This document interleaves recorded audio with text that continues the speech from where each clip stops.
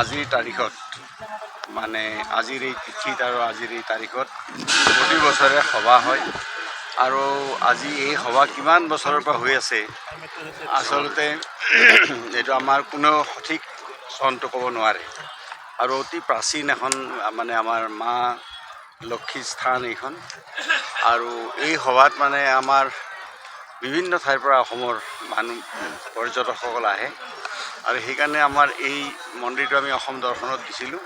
ইয়াৰ উদ্দেশ্য আছিল যাতে পৰ্যটকস্থলী হিচাপে এই মন্দিৰটোও চিহ্নিত হয় আৰু সেই উদ্দেশ্যে আজি সভাৰ মানে উদ্বোধন কৰা হ'ল আৰু আমাৰ ৰাইজৰো আপোনালোকে দেখিছে কিমান এই অনুষ্ঠানটোৰ প্ৰতি ৰাইজৰ মৰম আছে, শ্ৰদ্ধা আছে।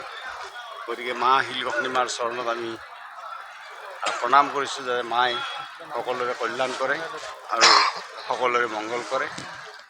এইটোৱে কামনা কৰিছোঁ। হাইমাস্ক লাইটো ইয়াতে দিয়া হৈছে, প্লাছ ইয়াতে আমাৰ মা শিলগক্ষিণী মাৰ এই স্থানতে আমাৰ ইয়াতে শংকৰ সংঘৰ মন্দিৰো আছে, আমাৰ বাথৌ মন্দিৰো ইয়াতে আছে। গতিকে আটাইকেইটা মন্দিৰৰ সকলো সমিতি এই আমাৰ আজিৰ এই যিখন সভা হয় এই সভাত আটাইকেইটা অনুষ্ঠানে এই সভাত যোগদান কৰে আৰু সাফল্যমণ্ডিত কৰাৰ কাৰণে সকলোৱে সহযোগ আগবঢ়ায় আৰু এইটো আমাৰ নতুনদেৰ মৌজাৰ ভিতৰত একমাত্ৰ সকলোৰে অনুষ্ঠান মৌজা হিচাপত। মানে এইটো এনেকুৱা নহয় যে বনভাগ শোলমাৰীত এই যিটো অনুষ্ঠান যে অকল বনভাগ শোলমাৰীৰ অনুষ্ঠান এনেকুৱা নহয়। নতুনদেৰ মৌজাত প্ৰতিখন গাঁৱত প্ৰতিজন মানুহৰে এই অনুষ্ঠান আৰু সকলো ধৰ্মাৱলম্বী লোকে ইয়াতে আহি তেওঁলোকে পূজা অৰ্চনা কৰে।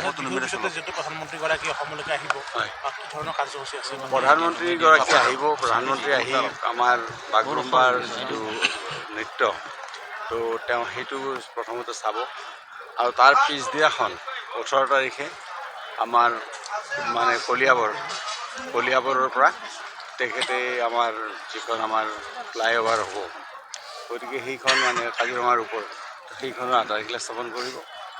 বন্যপ্ৰাণী সুৰক্ষাৰ ক্ষেত্ৰত যথেষ্ট ভূমিকা হয়। এইখন বহুত দিনৰ প্ৰয়োজন আছিল। গতিকে আমি প্ৰধানমন্ত্ৰী ডাঙৰীয়াক ধন্যবাদ দিছোঁ যে এই এটা মহৎ কাম তেখেতে কৰি দিলে, যাৰ ফলত আমাৰ বন্যপ্ৰাণীখিনিও সুৰক্ষিত হ'ব আৰু যাতায়াতৰ ক্ষেত্ৰত ৰাইজেও সদায় কি হয় সেই অঞ্চলটোত স্পীড লিমিট থাকে আৰু ফগ থাকে বহুত সময় ঠাণ্ডাৰ দিনত। গতিকে ৰাইজৰো যথেষ্টখিনি অসুবিধা হৈছিল। গতিকে এতিয়া বন্যপ্ৰাণীৰো সুবিধা হ'ব আৰু ৰাইজৰো সুবিধা হ'ব যে তেওঁলোকে ওপৰেৰে যাব পাৰিব। এতিয়া যিকোনো খবৰৰ বাবে যোগাযোগ কৰক আমাৰ এই নম্বৰত 9181 307 221।